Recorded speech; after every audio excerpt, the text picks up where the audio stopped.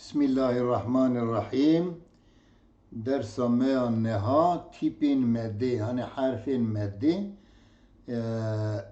harfin kelima direj dikin anca harfa direj dikin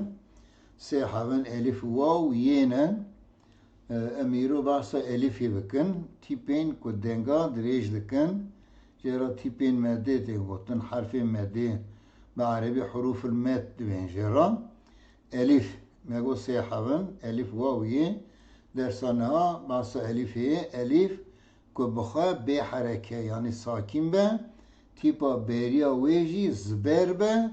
و دمید به حرفا مده و بدنگ آ آنجی حرکا حرفا بریا خواه درشت که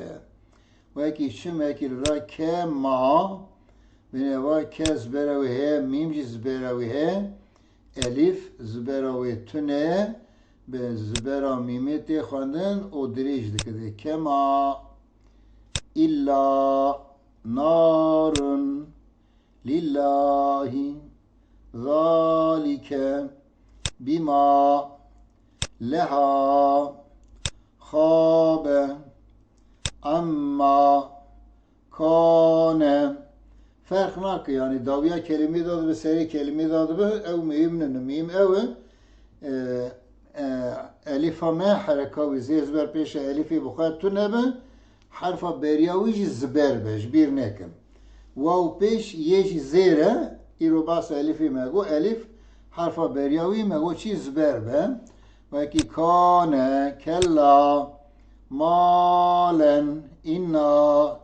inneha لنا مالك إياك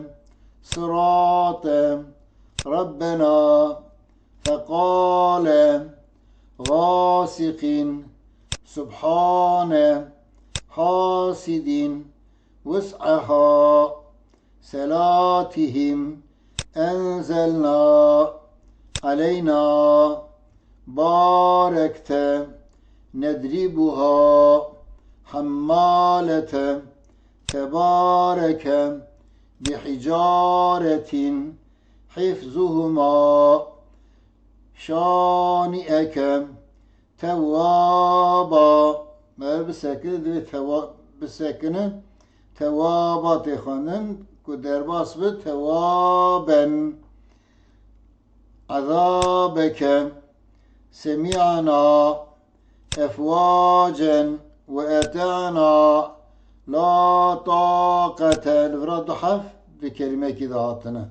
حتى يك دهات لا طاقة الفراش دحف حرف مادي يعني ألف حرف مادي دون كلمة كده هاتي أري أبي درس هاني چند جرابون وقتي تكرار بكن از باورم وهي درسيجي باش